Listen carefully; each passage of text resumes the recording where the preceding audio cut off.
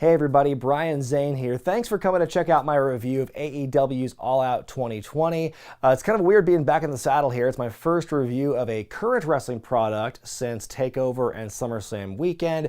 As many of you know, my mom had passed away the Friday before that weekend, and so I did that review for those shows, and then I've taken the last couple of weeks off from reviewing the weeklies. So no Raws, no SmackDowns, no NXTs, no AEWs, and it's been kind of liberating to give myself that break and that kind of reduced schedule. I've still been putting videos out, as you can tell, but I just kind of wanted to give myself a break from doing the weekly grind of those reviews, and it's been kind of liberating. It's been kind of nice to give myself that break, but I feel enough time has passed that I can kind of get back into the swing of things, get back to my usual schedule. But I just want to thank all of you who for the last couple of weeks have been sending me all of your messages of sympathy and condolences and everything. It has really meant so much to me and my family, and it's just meant a lot, and it just really has been very humbling that you've been giving the love back for the last couple of weeks. It's just, yeah, it's meant the world to me, and it's really made this process, it's made it go differently than I thought it would, I will say. So it's been much appreciated. My family and I, we will be okay. Thank you very much for your concern. But you know what? I got to get back on the saddle, and I got to try and get back into a sense of normalcy here. I've given myself a pretty good break. Mentally, as far as the workload and everything, I feel good, and I'm ready to kind of get back in the swing of things. So let's begin and see how this show shook out. Beginning with a tooth and nail match, Dr. Britt Baker, DMD, taking on Big Swole, a match that was originally on the pre-show, but then after a bunch of fan outrage, they decided to do an about face and put it on the main card. And I get why fans were pissed. I was upset too, because this show, or this program I should say, between Baker and Swole, it got so much more screen time and so much more build than, say, the Women's Championship match we're having for this pay-per-view. So for them to have all that work to put into it, and not to mention, this is a cinematic match. It's pre-taped, it's filmed out in the field, so all that work that went into producing the match, it seems like it would have been a disservice for the fans who were invested in this, and for the wrestlers who were involved in investing their time, to be put on the pre-show for a match like this. And after what we see in this match, I'm really glad that they moved to the main card, because, I did not watch the pre-show tonight. I wasn't going to be able to watch what happened, and I was really interested in this angle. So glad they made the change. It's a really entertaining matchup here. I didn't know what to expect when I saw the tooth and nail match headline, but basically, like I said, it's a cinematic match, or it's pre-taped. It takes place all at Britt Baker's dentist office. Reba is there too, Reba/Rebel, and she's kind of the comic relief for this matchup here, which is kind of a weird contrast, because when you look at Dr. Baker and how she is portrayed in this thing, she's a complete psychopath. That's like horror movie stuff we see in the beginning of her bit, and then near the end, which I'll get to, and it creates a weird contrast here. But the fight happens all over the place, and every scene, Reba comes running in, and she gets clocked and taken out, and it's back to Swole and back to Baker and everything. They fight on the outside in the back of the building. They use the wheelchair. They do a spot on top of the big Rolls Royce, the golf cart version. Reba flies into a dumpster. They get back into the office, and Britt's got like a damn power drill. She wants to impale Swole's head, but she misses. And then they fight over a syringe, presumably full of Novocaine. And as they're fighting, Britt ends up stabbing herself in the leg with the syringe, which, holy fuck, whether or not it's a gimmick, if it's just Novocaine or water or whatever, it's give her all the accolades. She took a syringe to the leg for this matchup. How many people can you say are willing to do that? Swole gives her the knockout gas, and she's out, and the referee calls it, so Swole wins. I give this one 3.5 stars. I think this was a great way to open the show. Again, I'm glad this was not reserved for the pre-show. Again, give Britt Baker some credit here. She took a syringe to the leg for this match. If that was on the pre-show, I would have been pissed for that too. But my one big knock on the match, like I said, was it didn't know what it wanted to be, because you have Rebel doing the crazy comedy relief, and she was gold in that role. But compared to Britt Baker, who's complete psycho, wants to kill Swole with a drill and a syringe and everything, those two you can't have those two in the same realm. It doesn't jive. Find a better balance is all I'm saying. Up next, the Young Bucks take on the Jurassic Express. These two teams are facing off because earlier in the week on Dynamite, they were on the winning side of an 8-man tag team match, which gave them the right to face each other on the pay-per-view. And the big story with this matchup matchup here. I'm not going to get too much into the details of this one. It's a Young Bucks match. It's very good. Lots of crazy, innovative stuff. Lots of big kickouts. But the big story with this one is the Young Bucks are finding their edge. They're getting, you know, more aggressive. They're getting angrier because of all the stuff going on with them and the Elite and the struggles they're having right now internally. So it's being projected into their in-ring work, and they're angrier and more determined than they've been before. Jungle Boy takes most of the heat in this matchup here, which makes it all the more impressive how much stuff he's able to kind of withstand as he kind of like lasts in this matchup here. Marco Stunt, who's on the outside, like he was harassed earlier by the Bucks. He yoinks Nick off the apron at one point, but he ends up getting his because Matt kicks the crutch out from under his leg and super kicks him, so he takes a big old spill on the outside. Luchasaurus, of course, the best damn hot tag in AEW today, belongs to Luchasaurus. But then Luchasaurus with a big springboard dive to the outside, completely missing his target and landing on all the wrestlers in the front row in that general area. And then Jungle Boy eats a super kick party, kicks out of that, but then he falls to the BTE trigger. And then so the Young Bucks win, and then they have a very sullen, serious look on their faces, realizing the gravity of what they have done in the match. I give this one 4 stars out of 5. It was like a damn good match. And like I said, you know, Young Buck match, the Young Bucks doing Young Bucks things, lots of high-flying, innovative moves. This rope-assisted swanton we saw into Jungle Boy was really impressive looking as well. And just, you know, Jungle Boy was very tough. Like I said, Jungle Boy Jack looked great in just trying to stay alive throughout all that stuff. And that's kind of a star-making quality as well, to show how much you kind of withstand what this, you know, one of the best tag teams in the world are throwing at you. But more importantly, it got the whole thing over with the Young Bucks and their kind of more, not heelish personas, but they're definitely, like I said, more aggressive, more serious. And I thought that was going to lead into something later on in the night, but we'll see where that all goes. The Casino Battle Royal up next to see who gets a shot at the AEW Championship in the future. Your first group of guys are Trent, Chris Daniels, Jake Hager, The Blade, and Rey Fenix. Group number 2 that comes out is Kazarian, Will Hobbs. Heck yes, really happy to see him in that matchup there. Chuck Taylor, Santana, and Ortiz. Then in the third group, Billy, parentheses Gunn, Penta El Zero M, Ricky Starks, and Brian Cage, who the whole thing they're doing is they're cleaning house together.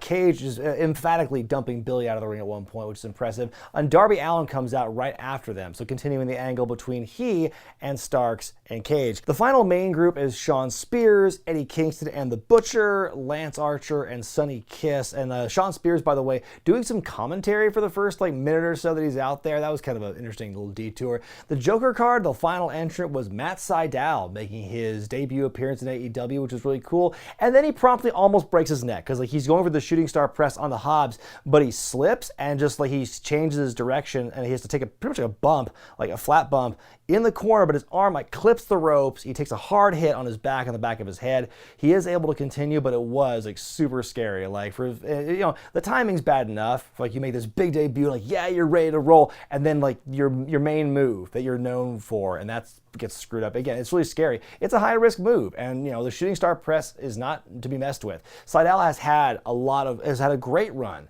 in the last couple of years, so this is not indicative of he's not fallen or anything, not fallen far. It's an unfortunate mistake, and it's a good thing that it could have ended a lot worse, let's just say. Besides that, the big highlight of this match, if you want to call it that, is when Cage and Starks work together to beat up Darby Allin. They put him in a body bag, and they try and fill it with thumbtacks, but most of them fall out as Cage zipping it up. And then Cage powerbombs Darby, who's in the body bag, over the top rope and onto the entrance ramp. That looked so disgusting.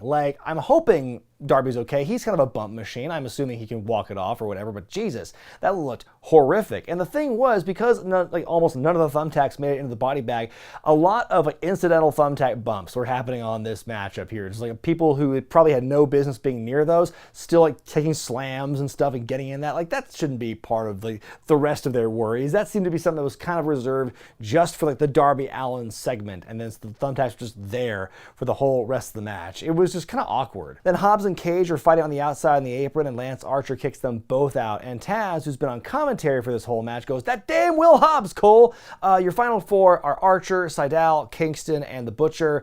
Butcher gets taken out, and then Kingston eliminates Sydal. It's down to the two of them fighting on the corner, and then it seems like the final spot is like not everyone's where they need to be, but then they finally get in their spot there, and Kingston is choke slammed into Butcher and the Blade on the outside for Lance Archer to get the big win. There's also some distraction too because Jake Roberts is kind of menacingly showing the snake in the bag to Kingston, who's afraid of it. So that was kind of like what was supposed to do him in ultimately. So yeah, Archer wins, gets the future title match. I give this one 1.5 stars out of 5. You know, this match had some scary and or sloppy moments, especially throughout, you know, from when Matt Sydal came in to the rest of that match. It was like, oh my God, so much like terrifying stuff. And also, besides that though, the rest of the Battle Royal was just kind of okay as a Battle Royal. It's cool to see Archer winning a kind of a decisive win after, you know, that loss to Cody for the TNT Championship, and he's been kind of like lingering for the last couple of months. So good to see him get this like really big win. He's kind of next in line to challenge for the World Championship. Depending, you know, and we're going to talk about that like after the main event. But I wonder what his prospects will be. And if you thought Matt Sydal's botch was scary, get a load of our next encounter, Broken Rules match, as Matt Hardy takes on Sammy Guevara. Basically, last man standing rules, and if Matt loses, he will leave AEW. The match begins like near the football field, and Matt is full of how he describes it as red rage. Sammy Guevara pulls up in a golf cart and chases him down, but he crashes into a convenient pile of boxes. The fighting begins, and Matt like DDTs Sammy onto like a metal table. And then this is the real scary part where pretty much the whole show changes its tone and direction for the whole rest of the evening. They're fighting on, not a cherry picker, like a scissor lift, and they're fighting above these tables, tackled, and they fall through the tables. Sammy lands okay, but Matt clears it, and so the back of his head thwacks the concrete. It is such a scary bump, and right away you can tell the lights are off. He is out. That is Concussion City, baby. And Aubrey Edwards, the referee, right away throws up the X. Injury. Shit's gone down. But somehow the match is not over yet. It's not thrown out. No one really knows what to do here. Matt is getting up, but he is falling. He's out on his feet. He cannot get himself up. So Aubrey throws the X up again, and then we hear a bell ring. And then the doctor gets involved in everything, and Sammy he's carried away. He's split apart. And so then there's this mass confusion. What are we doing here? Matt is able to get up, and he yells at Sammy. The announcers kill some time, then all of a sudden the match just resumes. Like, they keep fighting, and the bell rings again. And then, like, what the fuck went on? What just happened? Like, what are they doing? And so they pretty much rush right into the finish where they climb the scaffolding, and Matt punches Sammy off, and he goes into this big free fall into a giant wooden box, similar to the box he fell into at the end of Stadium Stampede. And that's how the match ends. Sammy is counted, Matt wins, and what the fuck was that? I give this one 0 stars because what happened there? Like, that match should not have gone on the way that it did. That was a concussion. That was so scary. And then they said afterward, later in the night, well, the doctor cleared Matt Hardy. And at first they said something really scary. They said, oh, Matt said he was okay to go, so the doctor cleared him, which is horrific to hear. But then they clarified that later on and said, no, you know, the doctor wouldn't have just taken Matt's word for it. He cleared him. But it's still so irresponsible because he was clearly concussed. He should not have continued. That match should have been stopped. I think we could have all forgiven AEW if they just said, you know what, no contest, we'll revisit this at a later date. But nope, they just had to keep going, and they had to get that finish, which looked infinitely much more safe and less, and it's much more tame and less like shock-inducing than the real scary fall we saw minutes before, where Matt's head thwacked on the concrete. That is so irresponsible. You know, if the doctor just took Matt's word for it, that's bad. But even if he didn't, and the doctor said he's good to go, that's still irresponsible because it's still grade A concussion. And, you know, the referee should have had the authority when she threw up the X twice. That should have been it. And the doctor should have stepped in, even if Matt is okay. And even if they were taking too much of precaution, that is still safer than them keeping going with it and that possibly making it worse. They had to get that finish. And it looked so bad compared to what we saw. Like, nothing after that was going to compare to the bump that we saw Matt take. And it was so damn scary. It should have ended. Like, I would have been fine. We all would have been fine if they just ended it there, even if Matt was not concussed. The signs were there. He was all over the place. And this, honestly, killed the show. Killed the rest of the show. Because you can just feel a void. A void is gone because the whole show starts off really jovial. Hey, you know, there's this fun match with Britt and Swole. Hey, there's this really fun tag team match here. And the Battle Royal, okay, it was a bit dicey at one point. Whatever, Battle Royals are crazy. And then this happens, and then just like nothing feels the same after that. And I think that, I don't know if them continuing the match made it worse. To me, it kind of did. I feel that them stopping the match, fine, we could have just moved on, and hopefully everything would have been okay. But no, I was just heated when I saw that. I was heated. I thought that was wildly irresponsible. And I know that AEW is not the only one doing this. WWE has also done this, and I've called them out on that before. We've seen this happen. Like, we saw this happen to Kairi Sane twice in the last year, like getting concussed and getting their bell rung and stuff. It's happened to Liv Morgan on at least one occasion. We've seen this happen with concussions. They just keep going with it. And like, wrestlers are always going to fight through it and say they're good to go. But this is the kind of thing where you just don't mess with that. So after all that, it's time for the AEW Women's title match as Hikaru Shida defends against Thunder Rosa, who is the NWA Women's Champion. And you know that your women's division is shallow when you have to outsource from a different company to have a credible pay-per-view title match opponent. That being said, great get by AEW because Thunder Rosa is legit. We saw what she could do against Serena Deeb earlier this week on Dynamite, but she's also just, her body of work up to now speaks for herself. She's very talented. She's got a great look and a great character. I think also, the more the NWA can keep their fingers in different pots, like with the ROH earlier this year and now with AEW, I just think it helps everybody out. I can imagine that after a match like this, we might see kind of like a return match down the line on NWA Power, where maybe Shida wrestles Thunder Rosa or something. We don't know. And I'm of two minds on this one because I think that my mind was just not into this match. I was trying to get into it because after the whole debacle with the Matt Hardy, Sammy Guevara thing, really hard to kind of get back into it. And you could tell this deeply affected the crowd as well. They were not the same after that moment with Matt Hardy and everything. But I, try to get back into it. This match, this was a good match. I think that Shida and Rosa did a fine job, and they were just very, there was times, especially early in the match, where there's a lot of like standing and waiting and getting in position for things that it looks so obvious for some reason when these two did it. And I don't know why, but there was a couple times where you could just see they were sort of waiting for the next spot, and it was very blatant. That being said, they never fell down on each other. They never wavered. Their energy and their passion and was just really strong. They're putting their working boots on for this match because they were just really giving it to each other. They were just like making it look like a fight. It was very impressive down the stretch. And by the end of this thing, Shida with a really impressive backbreaker out of a fireman's carry into the big knee strike to win and retain. So I give it 3.5 stars out of 5. The effort is there, and the passion is there, and the energy is there. But there were a couple of moments where I just felt like they were just kind of like waiting, and there was too much telegraphing of spots and stuff. Almost kind of took me out of it. I'm trying to not let the effects of the previous match poison my thoughts about this one, because then it's kind of like it's bleeding into the whole rest of the show. I'm trying to remain objective about that, but that was really hard to shake off in the immediate aftermath of that previous match. We go backstage where Kip Sabian and Penelope Ford announce that they are engaged. They will have a wedding on Dynamite, naturally, but first there's going to be a bachelor party, and you can't have a bachelor party without the best man. So who will the best man be? You're going to find out this Wednesday on Dynamite, and then the segment ends with them taking a shot at WWE's recent edict that really kind of made the waves this weekend,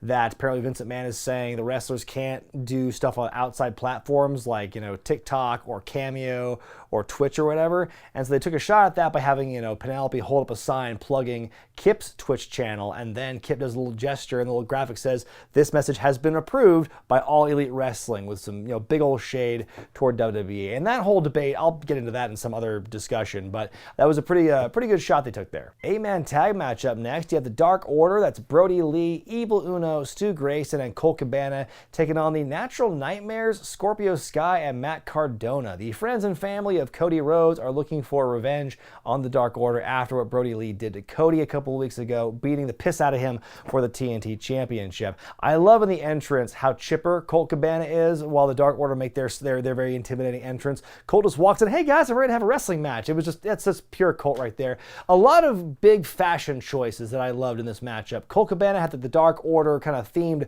color scheme on his singlet. You've got Dustin Rhodes, the blue variant of his outfit with some and read in the details. And then Matt Cardona had like a very action figure inspired trunks where it looked like it was kind of like the jointed hips of an action figure, but it's kind of like he had like a white thong over purple trunks. So I'm not sure if the look was exactly how he wanted to convey it, but I got what he was going for there. There's a lot going on in this matchup here. It's basically broken up into two segments because in the first half it's like two hot tags. The first section, QT Marshall takes all the heat. Then after the hot tag, Matt Cardona is the one who takes all the heat. And so, then you've got Brandy Rhodes getting in there after Anna Jay comes to distract. Brandy boots her out of the ring. Then JR just drops this line where he says, was that a wardrobe malfunction or is this wishful thinking? Then he issues this really terrible non-apology on Twitter afterward. It was kind of like a dated line. He didn't need to say it. Didn't add anything to the story at all, the matchup here. Another story here is that Brody Lee keeps like helping Colt out. He keeps beating up some dudes on the outside, feeding him to Colt for him to put him away. And so Colt really wants to impress Brody, goes to the moonsault on a Dustin Rhodes, who moves. Dustin rolls up Colt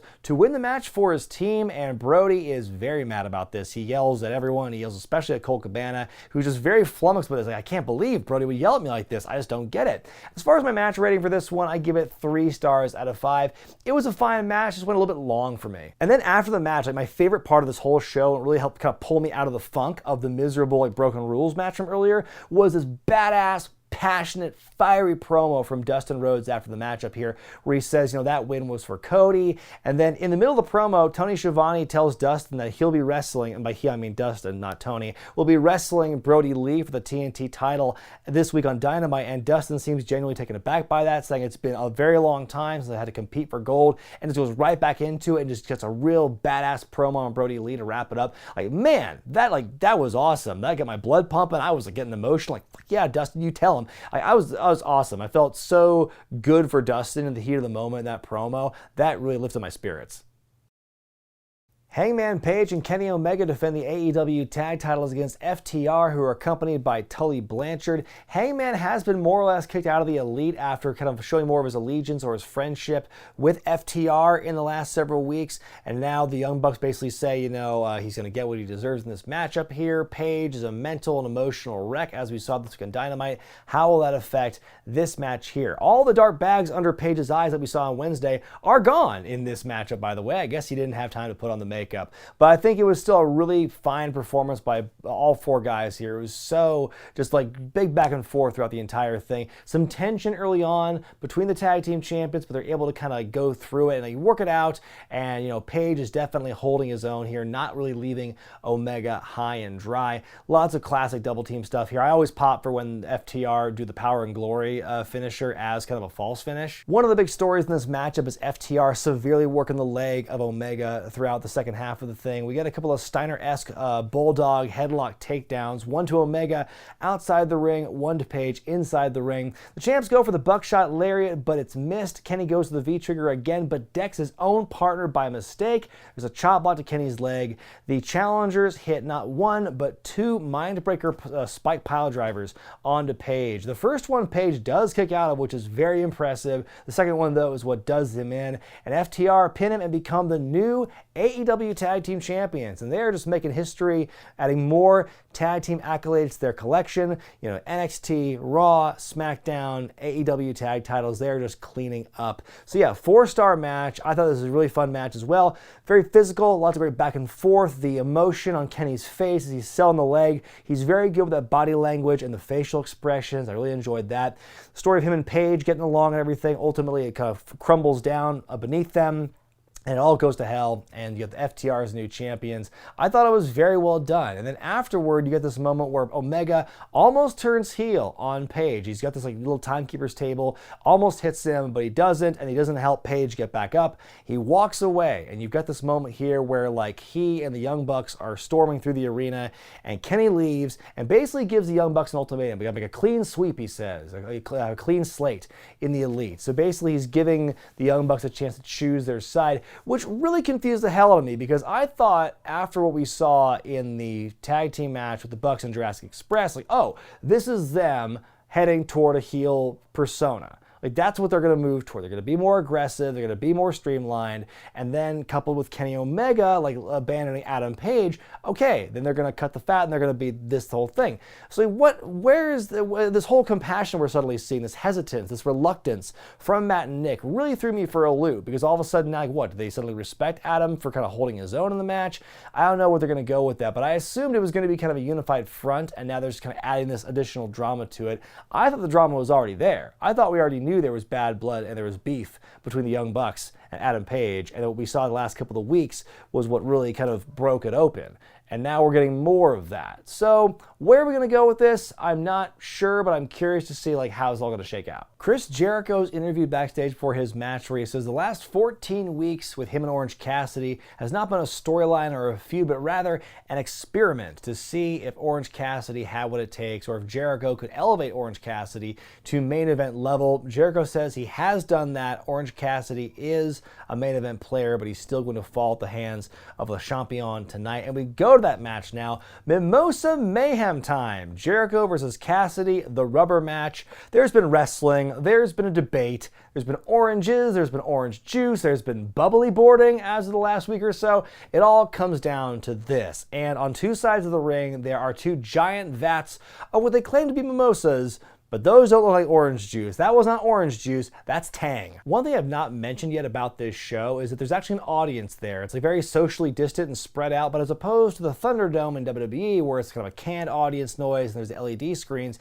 you actually have some human beings there. It is a limited capacity, but you can hear them, and it's great to hear, once again, hearing a live crowd singing Judas. That's a kind of a cool feeling to see that happen again. This match was by no means a technical masterpiece, but I was entertained throughout by this and the struggle that both men had, kind of like fighting in or on and around the vats of orange juice. The rule is your whole body has to go in, not the whole thing. So you had some moments where, like, you know, Jericho showed Orange's face in the juice, or Jericho went over the top rope and got a leg in there, but not the whole body. A couple of really, big teases there, using some weapons around the ring as part of the storytelling as well. At one point, Orange takes a big jug or a cup full of what's believed to be orange juice, but again, that looked more like piss when he finally got the cup out, threw it in Jericho's face. Finally, they're fighting on a top turnbuckle, and Jericho looks to almost hit like a razor's edge to Orange into the mimosa, but Orange fights out of it, hits not one, but two orange punches, causing Jericho to fly backwards into the mimosa tank below. Orange Cassidy wins, and he wins the rubber match. He wins the feud against quite possibly one of the most protected guys in AEW in the last year and a half, Chris Jericho. That to me is a big deal. I give this one 3.5 stars out of 5. Like I said, not an amazing match, but it was an entertaining match. And to see Orange get this validation, not only in the promo where Jericho says Orange Cassidy is a main event player here at AEW, and then for him to lose to Orange Cassidy, that is such a cool thing to see. And it's just, yeah, it was just really cool to see Orange get that win. I don't know what they're going to do with him at this point, or where Jericho's going to go from here. But like I said, the struggle they had in fighting over the orange juice, I think, made that entertaining for me. And just, it was, something a little bit lighter fare after all the very dramatic big things we saw like in the tag team matches before. Main event time, MJF challenges Jon Moxley for the AEW World Championship. It's MJF's first match in 45 days, they said on commentary. And the big thing about this one is the paradigm shift. Moxley's finisher is banned. If he uses it, he loses the match and the championship. So high stakes for old Mox here. I love the story in this matchup because it's a story of MJF is a better in-ring competitor, Moxley is a better outside the ring brawler. So MJF looks very proficient and very in control in the ring, and then the moment he goes outside, he thinks he's got a leg up. Nope, Moxley he takes him to task, he catapults him like into the ring post, and MJF is just bleeding profusely at one point in the match. There's like a point in the match where he stops bleeding, and then later on, he's caught in a sleeper by Moxley and just more pours out, like he's squeezing the juice out of his head. It's so gross. Wardlow is involved in this match, but it's a very subdued way. He's not really laying hands on Moxley in this thing, but there is a point where he's kind of standing outside the ring kind of menacingly. Moxley looks over for half a second. That allows MJF to cut him off, like pulling his arm into the apron and working over the arm there. And then in the end, he is very pivotal though in the finish, because first off, MJF hits a crossroads or a double cross on a Moxley who kicks out. Then Wardlow gets on the apron, tries to throw the diamond ring at MJF, but he can't catch it. He turns around, walks right into Moxley, hitting the paradigm shift while the referee's back is turned. He's distracted looking at Wardlow. So that crafty Moxley is able to use his finisher. After all, he beats MJF and he retains the championship, gives the middle finger to Lance Archer and Jake Roberts, who are in the crowd, as we go off the air. I'm going to give this one 3.5 stars as well. I loved the fact that they did such a good job kind of like putting over how tough. Like JR was going on and on about how tough MJF looks in this contest here. For someone who's got that character of being kind of this protected, spoiled kid and everything, always trying to find these avenues to cheat and everything. It was a relatively, like, it wasn't a clean match, but like I said, Wardlow didn't do too much. I was expecting him to kind of throw his weight around more, but it was more of a one-on-one MJF and Moxley thing. I think MJF more than held his own. But yeah, I think that it was a fine match. Moxley winning, I wasn't too surprised that he was going to pull out the victory in the end. And so now we've got Moxley and Archer, presumably, for the championship very soon. I get real vibes like Moxley and Cage here. Like, is Archer going to become the champion? He might, but I mean, I think better money, better odds that Moxley retains when they have a fight. And then if that happens, then what happens to Archer? But that's a story for another time. That is just, we'll have to figure that out once we get to that. But yeah, pretty solid way to end the show. My grade for All Out 2020, this is going to sound really harsh, but I give it a C+. And the biggest reason for that, in spite of like some really good stuff that we saw on this show, like I said, the Tooth and Nail match was a welcome treat. The Bucks versus Jurassic Express was a fun match. Dustin's fiery-ass babyface promo after the 8-man tag was one of my top highlights of the show, no lie. Mimosa Mayhem was fun. The tag title match was dramatic.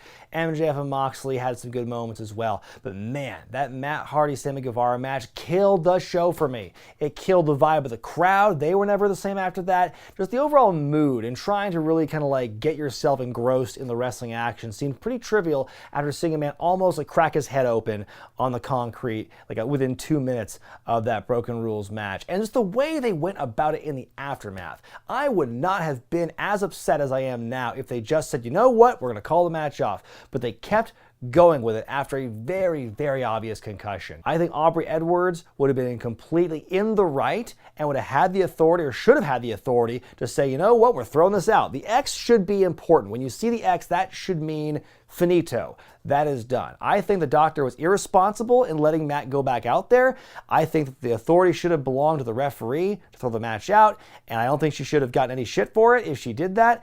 I think that this was an irresponsible move on AEW's part, and it really kind of ruined my experience the rest of the show, and that's not fair to the rest of the matches, and I know that. One of these days I'll have to go back and watch the show sans Hardy Guevara and see if that changes my perspective on things. But just watching that show, man, it was, you know, the Battle Royal was a harbinger of some things to come, because right after that was that whole horrible spill. And yeah, it just kind of took me out of it. And like, objectively, I know that a lot of the matches we saw were good to great, but it was really hard to get over it after that horrifying stunt. But the Broken Rules match notwithstanding, let me know what you thought about All Out in the comments section below, and stay tuned for the return of the Raw review happening this Monday night. I'm Brian Zane, and I'll see you next time.